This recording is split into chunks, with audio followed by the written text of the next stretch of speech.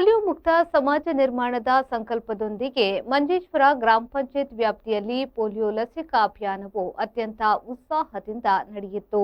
ಈ ಅಭಿಯಾನದಲ್ಲಿ ಜನಪ್ರತಿನಿಧಿಗಳು, ವಿವಿಧ ಸಂಘಟನೆಗಳ ಪದಾಧಿಕಾರಿಗಳು ಹಾಗೂ ಆರೋಗ್ಯ ಇಲಾಖೆಯ ಸಿಬ್ಬಂದಿಗಳು ಕೈಜೋಡಿಸಿ ಯಶಸ್ವಿಗೊಳಿಸಿದರು.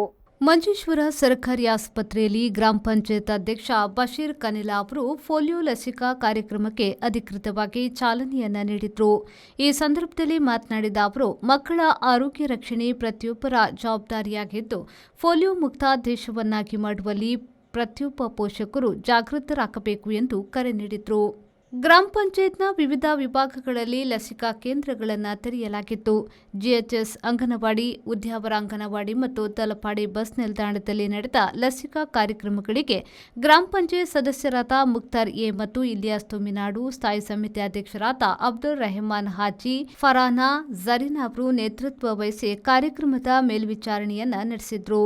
ಲಸಿಕಾ ಅಭಿಯಾನವು ಸುಗಮವಾಗಿ ನಡೆಯಲು ಆಶಾ ಕಾರ್ಯಕರ್ತರು, ಅಂಗನವಾಡಿ ಕಾರ್ಯಕರ್ತರು ಮತ್ತು ಆರೋಗ್ಯ ಇಲಾಖೆಯ ಸಿಬ್ಬಂದಿಗಳು ಮುಂಜಾನೆಯಿಂದಲೇ ಸಕ್ರಿಯವಾಗಿ ಕಾರ್ಯನಿರ್ವಹಿಸಿದ್ರು.